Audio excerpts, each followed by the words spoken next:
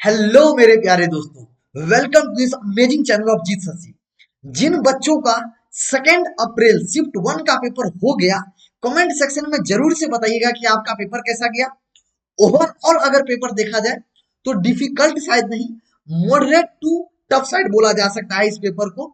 और इस पेपर में आराम से जिसके 170 180 नंबर के आसपास आएंगे उसके 99 परसेंटाइल बन जाएंगे, जो सबसे पहली बात। मैं आपसे इस पेपर में आप बहुत जगह वीडियो सॉल्यूशन देख रखे होंगे। मैं आपको डिटेल एनालिसिस बताने वाला हूं कि कौन से चैप्टर को आपको अभी करके जाने हैं इंपॉर्टेंट तरीका से, और आने वाले जो भी दिन बचे हुए हैं उसमें से किन किन बातों को आपको ध्यान रखने हैं। ठीक है, आपसे रिक्वेस्ट है कि चैनल पे नए आए हैं तो चैनल को सब्सक्राइब कर लेंगे तो आपको बहुत फायदा मिलेगा। इस बात की मैं आपको अभी से गारंटी दे रहा हूं, एडवांस तक आपको फायदा मिलता रहेगा। मैं आपको बताने वाला हूं वो इंपॉर्टेंट टॉपिक्स जिससे आपके क्वेश्चंस अभी ऑलरेडी आए हैं और आने वाले शिफ्ट में आएंगे विद प्रूफ। मैं ऑलरेडी बता चुका हूं, उसको बताने वाला। ठीक है, चलिए स्टार्ट करते हैं इस वीडियो को। सबसे पहले आपको ये जो दिख रहा है, general organic chemistry, coordination compound, thermodynamics, ये वो चैप्टर्स हैं जिनके मैक्सिमम नंबर ऑफ क्वेश्चंस जनवरी 2025 में आए थे, सारे शिफ्ट मिला के। अगर मैं देखूं जनरल ऑर्गेनिक केमिस्ट्री में तो एरोमेटिसिटी का क्वेश्चन आया है। मैं पहले भी आपको बोला था कि एरोमेटिसिटी के क्वेश्चंस आएंगे। कोऑर्डिनेशन कंपाउंड के भैया 2 क्वेश्चंस आए थे इस बार भी। थर्मोडायनेमिक्स के भी क्वेश्चन आए हैं। तो ये हाई वेटेज चैप्टर मैं बार बार कह रहा हूं, जिस बच्चों का अभी भी सिलेबस पूरा नहीं हुआ है कम से कम शुरू के 15 चैप्टर जरूर से करके जाना भैया। आपका केमिस्ट्री में 98 99 परसेंटाइल बच जाएगा। स्टार्ट करते हैं चैप्टर नंबर 1 से।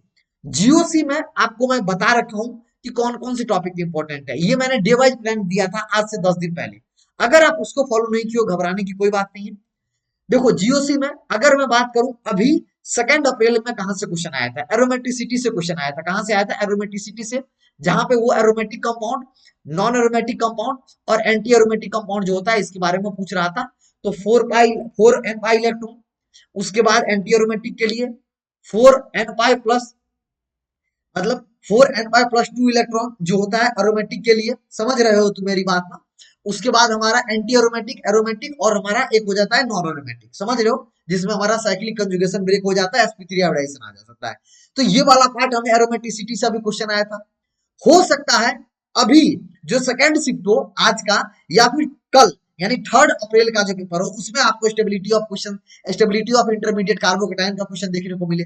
तो ये सारे इंपॉर्टेंट टॉपिक्स को आप जरूर से करके जाइएगा, इसके इंपॉर्टेंट क्वेश्चन आपको देखने को मिलेंगे।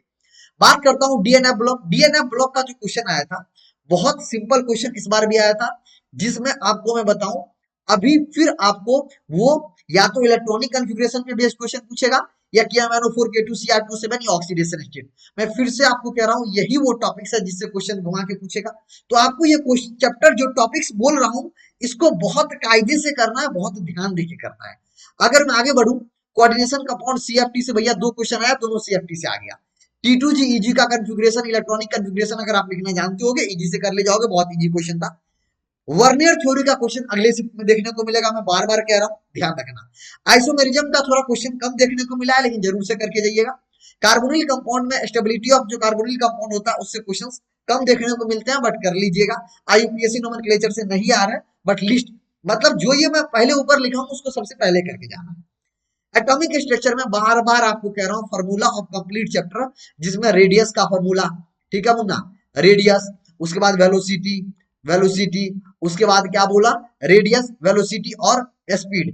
ये 3 जो फॉर्मूला होते हैं ना भैया, इसको तो भैया कायदे से कर लेना। उसके बाद रिचवर्ड कांस्टेंट वाला जो फॉर्मूला होते हैं, इन सब के अलावा आपको डिफरेंट डाल्टन एटॉमिक थ्योरी पे कॉन्सेप्चुअल क्वेश्चन आ जाते हैं। क्वांटम नंबर बेस्ड, मैं आपको बार बार कह रहा हूँ, spin quantum number, principal quantum number, magnetic quantum number, इससे क्वेश्चंस आपको देखने को मिलेगा आने वाली शिफ्ट में। बोर एटॉमिक मॉडल से इस बार क्वेश्चन आया है। अभी जो क्वेश्चन आया था वो बोर मॉडल से आया था, जो मैंने आपको पहले ही बताया है। अभी CFT से क्वेश्चन आया था। तो एक भी टॉपिक ऐसा नहीं है जो आपको बाहर आया है, तो आपको ये टॉपिक्स को करके जाना है। केमिकल बॉन्डिंग चिल्ला चिल्ला के थक गया हूं भैया। सबसे पहले डिटेल लेक्चर अगर आप देख रखी हो, नहीं भी देख रखी हो, तो VBT MOT, और इसमें भी भैया हाइब्रिडाइजेशन, हाइब्रिडाइजेशन इस बार क्वेश्चन आया है। हाइब्रिडाइजेशन के साथ डाइपोल वाला ये वाला टॉपिक में क्वेश्चन आया है अभी। आने वाले शिफ्ट में आपको Lewis octet, hydrogen bonding, MOT पे क्वेश्चन देखने को मिलेंगे। अगर थर्मोडायनेमिक्स की बात करूं तो भैया एनसीईआरटी बेस्ड आपको थर्मोकेमिस्ट्री से क्वेश्चन देखने को मिलते हैं। डिटेल आपको लेक्चर देखे हो तो ठीक है, अपना नोट से रिवीजन कीजिए।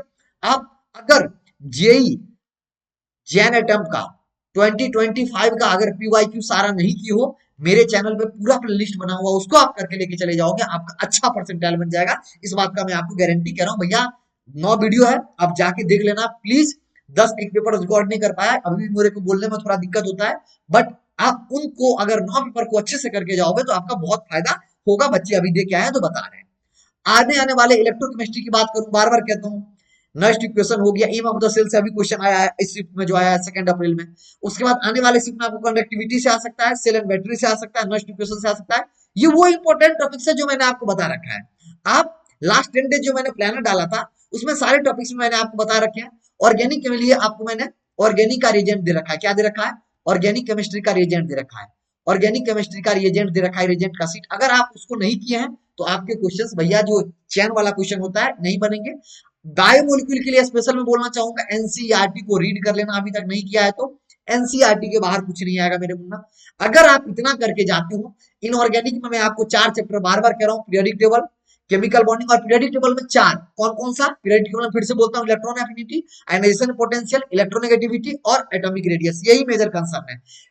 केमिकल बॉन्डिंग बता चुका हूँ, कोऑर्डिनेशन कंपाउंड बता चुका हूँ, डीएनए बता चुका हूँ। ऑर्गेनिक केमिस्ट्री का ऑर्गेनिक रिएजेंट पता होगा, चेन वाले रिएक्शन आ रहे हैं, बायोमोलिक्यूल को अलग से कर लेना, क्वेश्चन बन जाएंगे। फिजिकल केमिस्ट्री में मैं बार बार कह रहा हूँ, अगर आप जेई 2025 का पीवाईक्यू वीडियो सॉल्यूशन नहीं देखे हैं, प्लीज जाके देख लीजिएगा, आपको बहुत फायदा मिलेगा।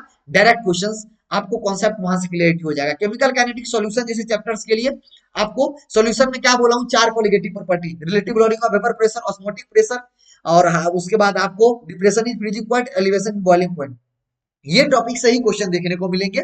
मैं आपको देखो पेपर सॉल्यूशन कराने से फायदा नहीं है, 1000 जगह आपको कराया जा रहा है। मैं आपको ये बताने के लिए आया हूं इस वीडियो में कि आपको आने वाले शिफ्ट में जो बच्चे पेपर देंगे तो उनको कौन कौन से टॉपिक पे फोकस करने हैं।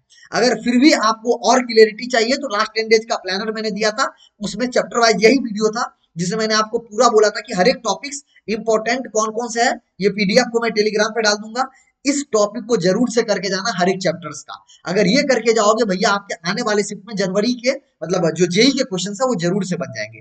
परेशान नहीं होना, मैं आपको बार बार कह रहा हूँ। इक्विलिब्रियम जैसे formula, buffer solution, salt electrolysis, Ksp से खूब क्वेश्चन आए थे जनवरी में, अप्रैल में भी आ रहे हैं। रिडॉक्स अभी कम क्वेश्चन आए, बट आएंगे तो बैलेंसिंग या ऑक्सीडेशन स्टेट से आएंगे, ठीक है। ये करके जाओ भैया। ये लास्ट 10 डेज का प्लान डाले थे, इसको तो आपके पास अब 10 डेज तो है नहीं। आप अगर इतना करके जाते हो, जेई 2025 का बार बार बोलूंगा, जेई 2025 जनवरी अटेम्प्ट का अगर आप पीवाईक्यू लगा के जाते हो, आपको मैं फिर कह रहा हूँ सारे क्वेश्चंस बन जाएंगे। परेशान मत होना, आप जो पढ़े उस पर भरोसा रखो, मेहनत करते रहो। और अभी जो पेपर हो रहे हैं उनका वीडियो सॉल्यूशन अगर देखना चाहते हो तो लाइव वीडियो सॉल्यूशन मत, रिकॉर्डेड देखा करो ताकि आपका टाइम बच जाए और पढ़ाई पे फोकस रखा करो।